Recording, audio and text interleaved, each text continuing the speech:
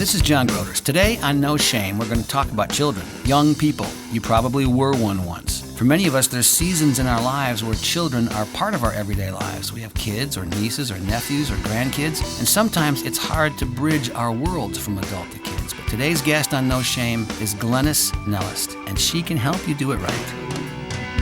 Have no shame, no, we are not afraid, no shame.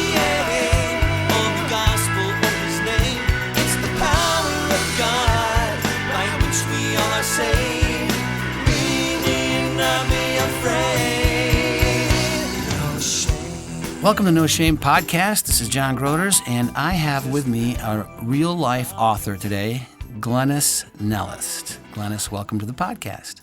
Thank you so much for having me. Super to have you with me because usually I get to read the children's books out loud to my grandchildren, but today I get to interview someone who's been writing them. So you are an author. Go ahead and just set up our listeners for what you do. Well, yeah, I'm just so blessed and privileged to be able to write books for children. So I actually have, I think I just published number 16. My main publisher is Zonda Kids, although I'm also published through Discovery House. Both of those publishers are located in Grand Rapids, Michigan. And then next year I'll be published with another publisher called Beaming Books, who are out of Minnesota. So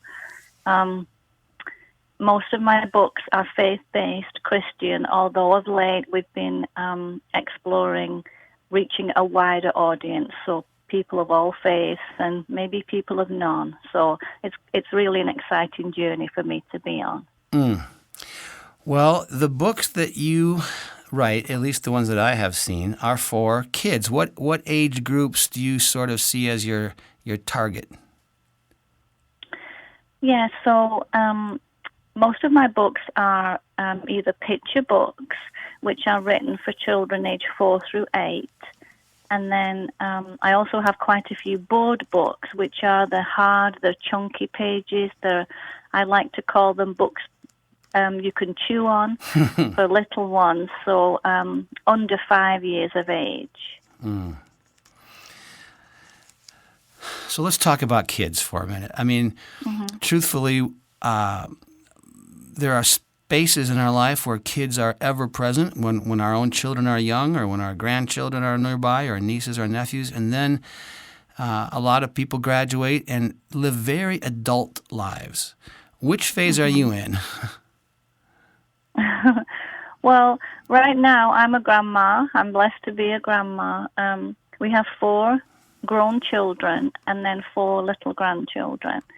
So, yeah, it's just, I came to writing later in life. I'm originally from England, where I was a primary school teacher, and I came to the United States with my husband, who is a pastor. We came to pastor a small church, and it was only then, like in my 40s, that I started delving into the serious business of writing. So, but it's never too late, so if anybody is out there listening to this, it's never too late to pursue your dream and the gift that God has given you. Well, writers, there does need to be encouragement for all of us who are writers. I write, you write, and the ideas of how we connect with audiences, that the world is changing. Bookstores are going away, for example. I mean, it's crazy. I know. Yeah. So there are new opportunities, though, right? Well, yeah, absolutely. I call it the A word, the Amazon. Amazon seems to be taking over the world, and it is sad that a lot of bookstores now are closing. So it's important to support your indie bookstores. A lot of Christian bookstores are closing, which that's really sad.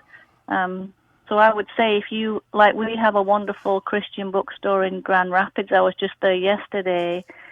With my story time. Baker Bookhouse in Grand Rapids is a wonderful indie bookstore. And so I think it's really important to support our local businesses. Yeah. Well, let's talk about what you can do for families, what you are doing for children, and the purpose behind the stories that you write. What kind of encounters do you believe that story can give us as an option? Well, first of all, just reading. Reading is, just a wonderful thing to do for parents and children, for grandparents and their little ones. Just the act of picking up a book and that interaction of looking at the pictures together, and it's a bonding time. My board book series, they're called Snuggle Time, and it's a perfect description because you get to snuggle together and read together, and so not only are you developing those literacy skills, but you're bonding for life and giving children that love for reading. And then, of course, the subject matter, which, I just love to write about, to rewrite God's story. Because for me as an author, one of the exciting things is that there is always a new way to write the old story and to tap into that creativity of the Holy Spirit that we all have within us in different ways. And so, my desire, my hope is that when parents and grandparents, Sunday school teachers, whoever it is that's reading my stories, especially the Bible stories, which is where I started writing, just that they'll draw children closer to God. I mean, when I was stepped out of teaching in England and came to be a children's minister, it was like, wow, I get paid to teach children the one important thing, which is about Jesus, So it's wonderful when I hear stories of the way that my words have impacted young lives, because that's my desire is to keep preaching the gospel, through the words that I write. I'm in a similar boat as you, Glenys. I also have 4 grandchildren at this point in time, and you're encouraging all of us who interact with younger children, and you've just sort of described your age groups as the 4 to 8 age groups for your picture books, the under 5 year just for the board books, and I need that encouragement because sometimes I'm tempted to think that books and sitting still and reading a book is kind of old-fashioned, and maybe we should be doing something a little more exciting, but that's not really true, is it? No, absolutely not. I think we live in a world full of activity and noise and hustle and bustle and screens and schools where you have to reach targets and sports, and it's a busy life. And so I think to be able to just step aside and pick up a book and enjoy that time together, I think, well, it's a lifesaver for me. As a writer, I'm also a reader, and books take you to a different place. You can immerse yourself in the story, and I think it's an escape from this busy world we live in. So, long may books live, real books, that you can hold. And and the cool thing about books is there are no commercials. Isn't that the truth? There are no pop-up windows that interrupt you and that assault your senses. I too appreciate exactly what you just described, the friendship of a good book and the escape of it and the peace that it gives my mind. But you've actually kind of reminded me that there may be nothing more significant that I could do today than take a pause and sit down with my 5-year-old grandson or 5-year-old granddaughter or 3-year-old grandson and sit on the couch and open a book and read to them. There's a lot more significance happening in that moment than for the child, maybe, than for me, right? This is important in their development. Oh, it absolutely is. I mean, I'm just a believer in encouraging that love of books, partly because it was passed down to me from my parents. I was read to a lot as a child, and I can remember poring over not so much picture books. I don't think I don't know, there weren't a lot of picture books in my life, but there were tons of books and encyclopedias, for example, in my home. Just books of photographs I remember of like animals or anything. But the advent now of picture books where children can look at the pictures as you read, and you can play games like finding things together. And I don't think we fully know the seeds we're planting and what goes on in the mind of a child as we read, because I think they are like sponges and they absorb much more than we know. So yeah, I think that reading time is just invaluable. Well, one thing I do know for sure is that we cannot wind back the clock and have another chance to do it differently than we did. And we wake up and all of a sudden they're 13 years old and we think, what happened to those young years? They go by so fast, right? Oh, I know.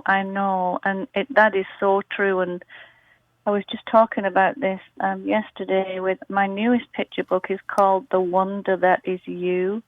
And it just explores the joy and the wonder of having a little one in your life.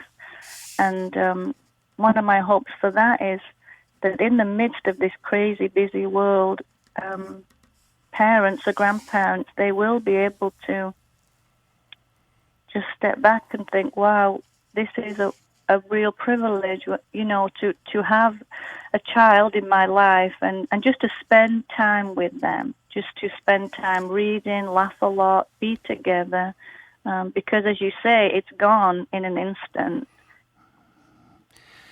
And you're making memories and sowing seeds, and that is so important. Well, and I think like you mentioned, I don't know that there's ever going to be a study that can accurately depict what kind of developmental progress is being made when a child feels loved, snuggled, like you say, on the lap of a parent, a grandparent, aunt, uncle, even a friend, and being given the attention that happens when a one-on-one reading session is going on. At that moment, who knows what's happening, not only in their intellect, but in their spirit, but in their psyche. I can't imagine that there's been a whole lot of kids who are read to regularly as children who don't benefit from that their whole life long. Oh, that's got to be absolutely true. Yeah, there's just something unseen, something magical that does take place through words and in the hearts of little ones. And we'll never really know what that is, but it sure took place in my heart. From my parents. So we're speaking with author Glenys Nellist on the No Shame podcast today. You can find Glenys. Her website is glenysnellist.com. GLENYSNELLIST. She's written many, many books. Now, Glenys, just from the pace with which you speak, you seem like a person who lives life with a certain cadence. I respect it because I run around like a chicken with my head cut off. And sometimes I just don't, I feel like I am, maybe not outwardly, I try to hide it, but I'm impatient with children when they want to sit and read the book, and I skip ahead, or I try to do more activity, or I read 1,000 voices. But the truth is, I have a hard time slowing down to their pace. How can you help me? Well, in a way, I would say sometimes just let the child lead. Like, you don't, if you're going to read with a child, you want it to be pleasurable. You want it to be a great memory for them. You want them to come back to the book. So I would say, well, obviously bedtime is that's the perfect time to read with your little one, to settle them down for sleep. But if they don't want to, if they're reluctant, I would say don't force it. Because you want them to have that enjoyable memory. You want them, when they pick up the book, it's got nothing but, an enjoyable memory for them. So I would say don't force it, but just have books out in your home. A really good tip that on Instagram, I follow all these wonderful people who have, like, I think it's #reading spot or something like that. And they show pictures of wonderful libraries in their home. But a lot of moms, what I see them doing now, which is a great idea if you have the space, is instead of having your books just how you normally would on your bookshelf, is face them out. Mm-hmm. So make space and face some books outwards so that they're always at the child's level and within their vision, and they can see the colorful covers. And so just make those books visible in your home, and you read too. You know, kids copy you; they imitate. If they see you reading and loving a book, they're more likely to want to do it. So I would say don't force it, and again, just enjoy whatever time you have with your kids, but wherever you can, just pull the book out or outward face them, or just have them laying out around your home and let them choose what they want to read. Yeah, the spines don't speak to them quite like the covers do. That's right. That's right. I was trying to remember the word for spines, and I couldn't, but you got it. Oh, there it is. And you're the author.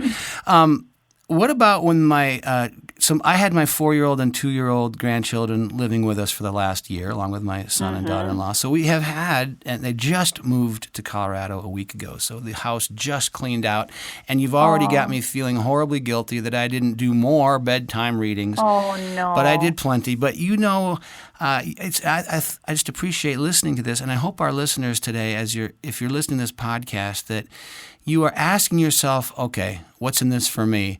Am I spending enough time? Can I take more sacred time with my grandchildren or my children?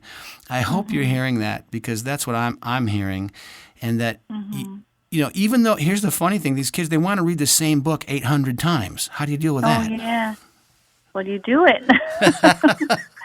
It's okay. It's all right. We all have favorite books I've got so many dog-eared books that I've taped up, and you know, they're battered. I have a Bible that's totally falling apart, but it's okay because you just go with it because you don't want to squash that love for that book. So that's okay. All right, you hear that, men? Suck it up. Read it again. You can do it. It won't kill you. The kids love it, and it's their favorite. Now, here's the thing. When our kids get older, a lot of us parents, we start kind of being a little more cautious as to what kind of content is going into their head as best we can. Hey, that movie's not appropriate.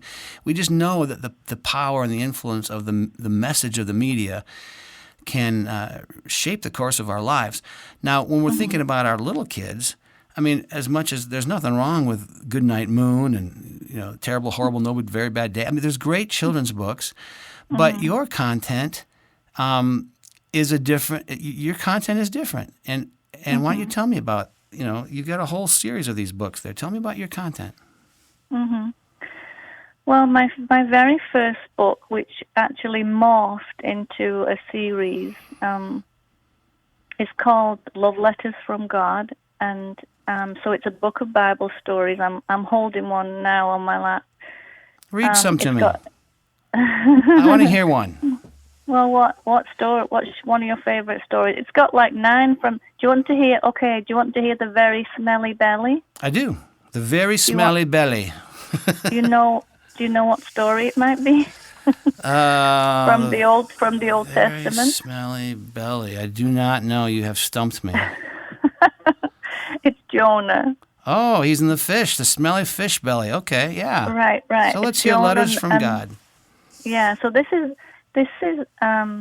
one of my favorite stories in Love Letters from God. And the innovative thing about this book is that after every Bible story, there's a love letter from God to your child, and you can put your child's name right in that letter as if God is speaking to them. So the stories are short, so it's okay if I read the whole thing? Please do. We are on a podcast, not a radio show. This is the perfect time. All right, so this is the very smelly belly. It's a much more exciting title than Jonah and the fish, right? Yes, the very smelly belly. Yeah, it sounds like, yeah. All right.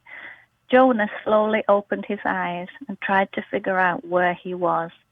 He could hear the sound of gurgling, bubbling water. He could feel something slimy, slippery, and wet under his feet, but it was so dark that he could not see a thing.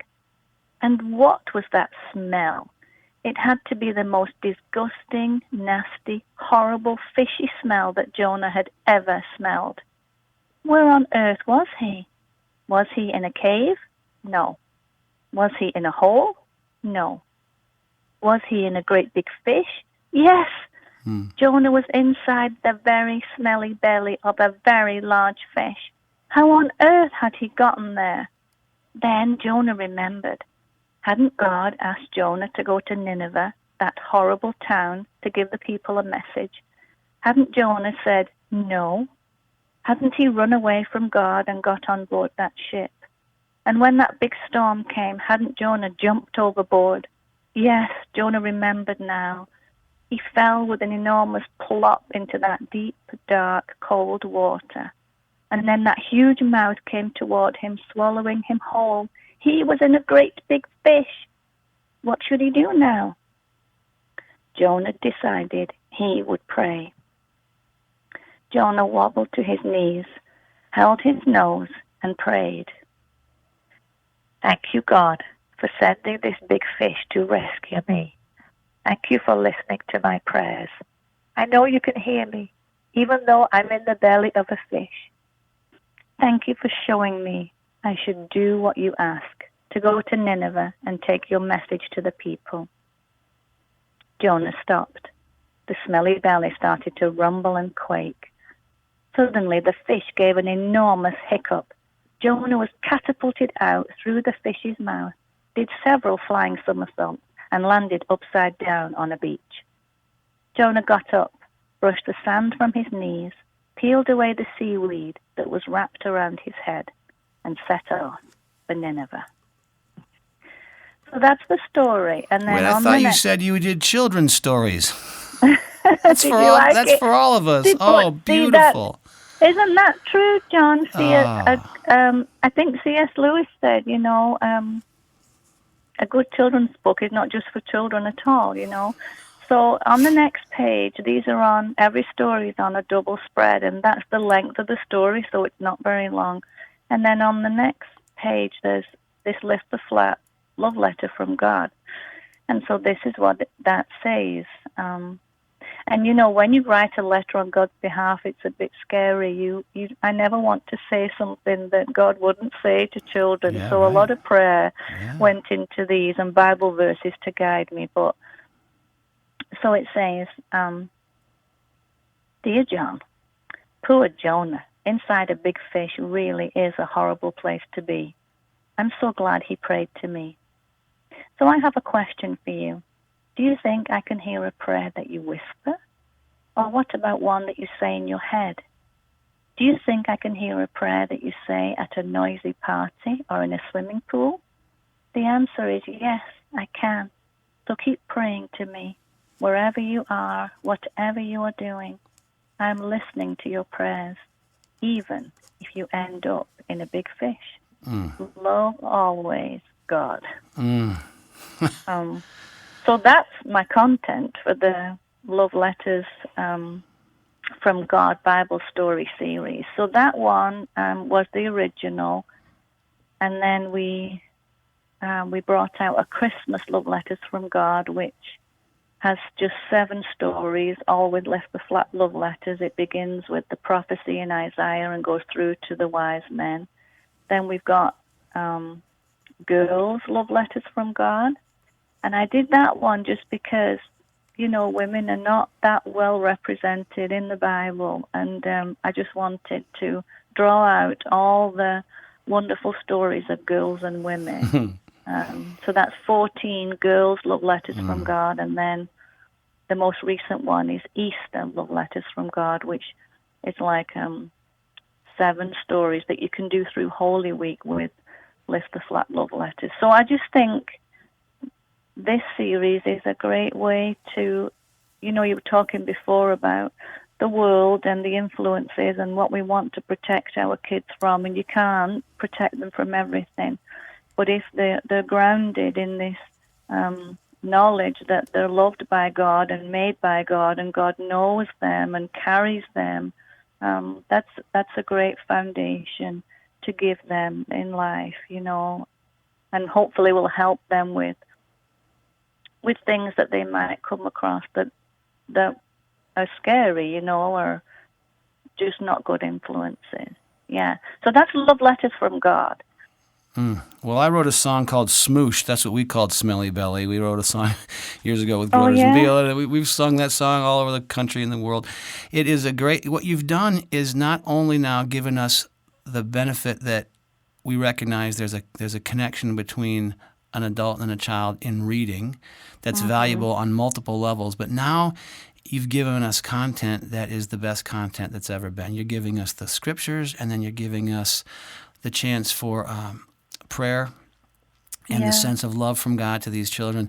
And so if you're listening to this podcast and you're like, yeah, I would read that I would like Glenys to read that to my children, so we'll figure out how to do that. But short of her coming over at bedtime, do it yourself, Mom. Do it yourself, Dad. Find her books, on Zondervan, Zonder Kids, other places, or go to her website, glenysnellist.com, and you can trust this.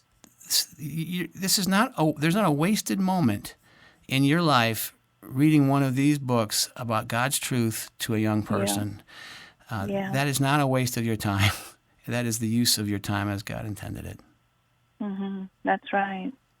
You talk about Jonah, and here's the other thing. It's to begin introducing children even before they comprehend to these stories of the Bible. This isn't just Aesop's fairy tales. There might be truth in Aesop's fairy tales, but these are Bible stories. We know that just recently that it was ISIS who destroyed the tomb of Jonah near Mosul in Iraq, just in the last few years. The tomb of Jonah still exists. The people of Mosul, that's Nineveh. It still exists. It's a real place. Yeah. These are true That's stories. right. I mean, we're telling the true stories of the Bible, and a lot of them are, hard to understand, but I just think it's my job as an author to tell the story as best I can and let the child meet God through the pages and figure life out and how God has such a part in it for themselves, So not so much directing them or teaching them who God is to me, but I want them to find out who God is to them, and that sense of wonder is quite important to me for children, just to give them space and time, like we were talking about before, to experience the sacred and let God speak to them. Slow down. Let me ask you a little bit about your creative life and your process. Would you take us into your writing room and tell us where you work and what you do and how you get started, all that? Well, I do have a desk here in my home, obviously, which is in front of a window. But to be honest, a lot of my writing, I do it outdoors. This whole book, this Love Letters from God, which if we have time, and you might ask me about it later, I gave up halfway through this book. I quit because I didn't think I was good enough to do it. But anyway, I can remember outside my home in Grand Rapids, sitting in the backyard on a step and writing that Jonah story. I remember being out there because that's really where I meet with God, is in the outdoors, under the trees or by water. That's where I love to be, and that's where I get a lot of inspiration. But to be honest, I pray a lot before I write anything. I pray, for inspiration, and then what I love about the creative process is you never know when you pick up that pen and because I'm an old-fashioned writer, I have notebooks everywhere, or I write on napkins wherever I am, but when you pick up the pen and you start to write, you never know what's going to come out. I mean, yes, I had the idea of that Jonah story, and I wanted to start it in a different place. Like, I never want to put Once upon a time, there was a man called Jonah. Mm-hmm, I mean, mm-hmm. I have started some like that, but I feel like there's always a creative way, a new way to start those stories. So I knew where to start it, but then it's only when you actually pick up the pen and you start writing, and then at the end, it's like, oh my goodness, I didn't know that was going to go that way. Your ideas come as you have the discipline to sit down and write. And that's proved itself to me over and over. I think Henry Nouwen found that too. I know he said something like, as I begin to write, I don't yet know what it will be, but I trust the outcome, So that's such an exciting part of the process, that you don't know where it comes from. And it's really exciting to me. It really is, and once it starts rolling, and I love the way you did start the Jonah story. You started with him asking, "Where in the world am I?" And I imagine the kids are already answering, like they're engaged. Yeah. You've invited them into the story with your first Yeah. sentence. They're like, "Oh, I know the answer." Yeah. That's not didactic information. It is welcoming them into the story from the very first line. That's right. And that's what I love to do, is just welcome them into the story and then see where God takes them with it. Now, it was wonderful hearing you read that story, but the difference between hearing it on a podcast and looking at it over the shoulder of your 4-year-old is we didn't see any of the pictures. So all the pictures, if you were listening to that, were formed in our own minds. So I've already seen that whole story, but I don't know if that's how it looks like. I'm sure it's not how it looks like on the pages of your book. You work with illustrators, right? You're not an illustrator, is that correct? Oh, goodness, no. I'm rubbish at drawing. I can't draw anything. I always tell people, a lot of people say, "Did you do the illustrations too?" And I always say, goodness, no, if I did, nobody would buy the books, It's such an interesting process, this whole illustrating the book. I don't get to pick my illustrator. It is scary to give your manuscript, to give your precious baby to your editor, and they are the ones that choose the illustrator. They try to marry your words with the perfect illustrator, and you don't really have much say in it. But I'll tell you what, you just have to trust your editors, and like the people at Zonda Kids with this book, the illustrator for this book is called Sophie Alsop. She's British, so we have that in common, but we've never met.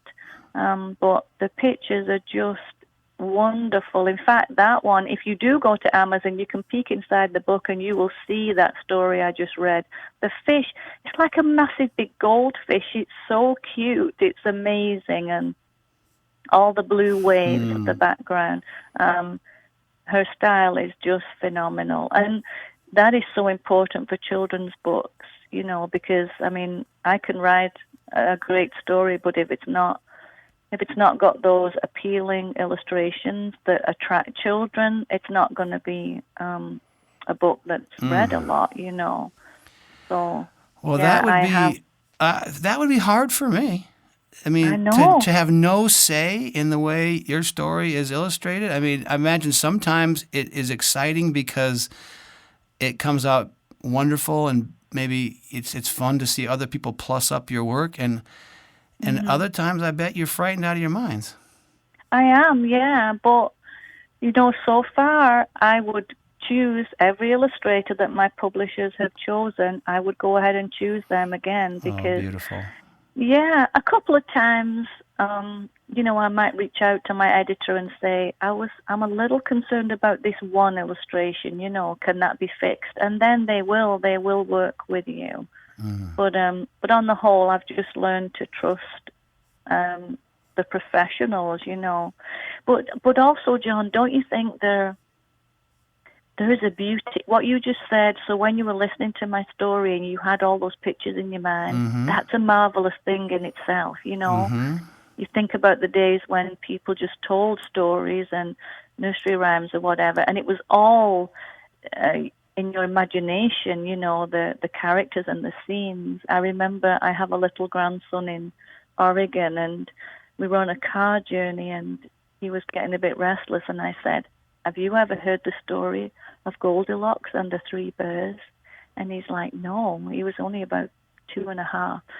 So I told him the story, and his eyes were so wide, and I knew that he was seeing, Daddy Bear and Mummy Bear and Goldilocks and everything. And when I actually bought him the book, I felt almost like this is going to spoil now, because the pictures are not going to be the same as what he imagined. So.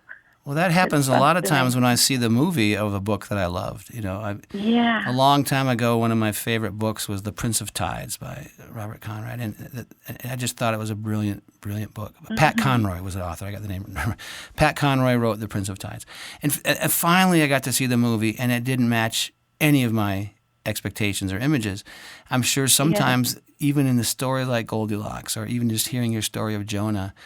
In fact, anytime you're in Holland, Glenys, I think you should come in, read all your stories in our studio. We'll do radio theater with them. We have a technology called Read to Me, where sometimes we create iBooks, that play on the iPad, and kids can advance the pages. And we can include your voice. We can include the parents can read it and record it. You're a fantastic reader, not just writer, but as a reader, who wouldn't want to listen to you read these books? Your pen is one thing, but I think we want your inflection. Oh, well, I would really love that. I mean, I love to read to children, and to read your own stories is amazing. But I think, having the British accent too, a lot of people. Oh, I hadn't noticed. That's a British accent. Oh, lovely.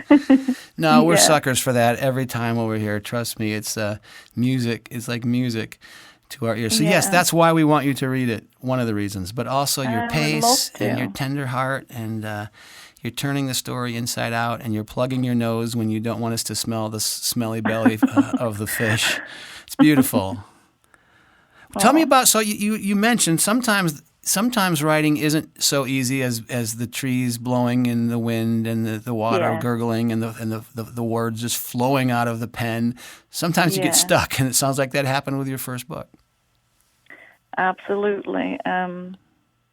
Well, it wasn't so much writer's block. I mean, I know that happens, but I have a wonderful colleague, another children's author, and I was at a conference once, and somebody asked her about what do you do about writer's block, and she said, I don't believe in it. So everybody perked their ears up, and she said, well, my husband's a dentist, and he never gets dentist block. People, isn't that cool? She said, people come in. Her name's Crystal Bowman. She's a wonderful children's author. But she said, people come in, he fixes their teeth. It's his job. He has to get it done. So writing is my job. I have to get it done. And I've never forgotten that, But so it wasn't so much writer's block with this first book as this feeling of, this is ridiculous. Whoever gets a book published, I'm not good enough. I started it all enthusiastically, and my goal was to get it published by Zondervan, which ended up being becoming true. But I just felt so discouraged one day. That little voice in your ear that everyone hears when, you're not good enough. Who gets a book published? You're wasting your time. You should just quit. And so I did. I just thought, this is ridiculous. I'll quit. And that manuscript sat on a shelf gathering dust for almost a year. But my husband, who is my number one cheerleader, I know he's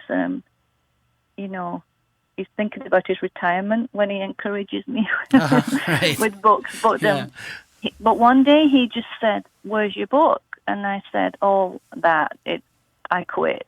And he said, what? And I said, yeah, I'm halfway through, but I'm done with it.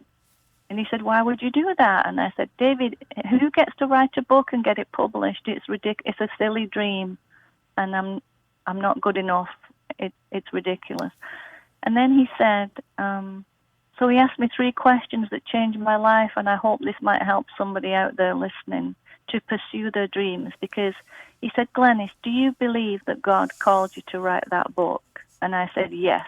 It was easy because I'd always felt that. I'd always felt the Holy Spirit write through my pen, And then he said, well, if God called you to write it, do you think God wants you to finish it? And I'm like, I'm not going to answer that, because don't you hate it when your spouse is right? It made sense, and I said, I'm not going to answer that. And then he said, he's got a great sense of humor, and then he said, Glenys, think about this for a minute. What would have happened if Noah had only built half a boat?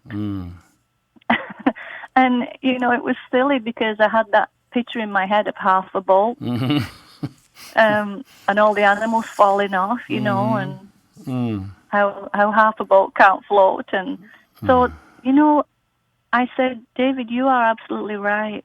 God can't publish half a book. Zondervan can't publish half a book. I have to finish what God has called me to, and then we'll see. And so I did. I finished it, and it was hard work to get it to that publishing stage, but I didn't quit. And so I think we have to pursue. If God has given us a gift and a task, we must finish it and then see what God will do with it,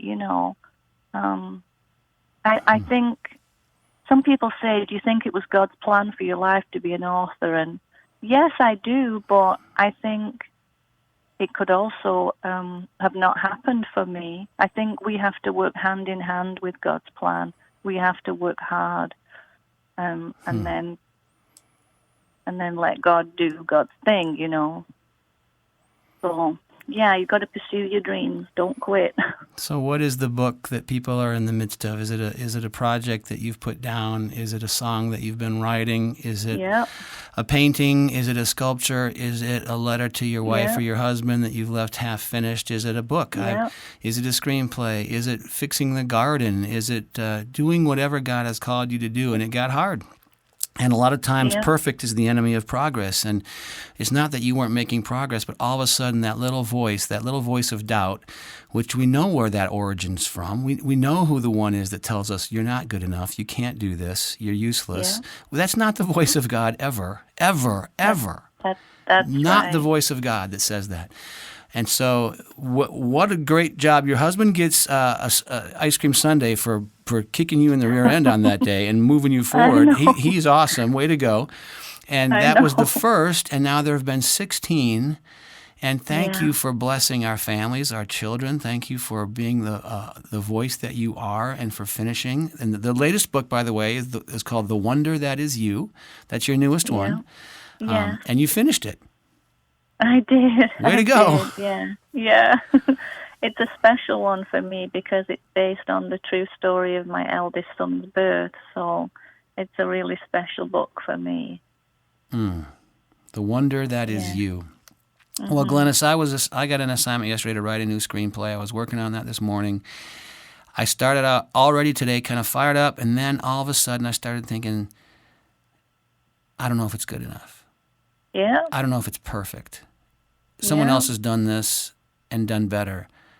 And it can slow you right down. I appreciate your words myself today to just get back. A writer writes, so do it. Yeah, that's right. And what you said before, perfect. What did you say? Perfect is the enemy of progress. That is so true.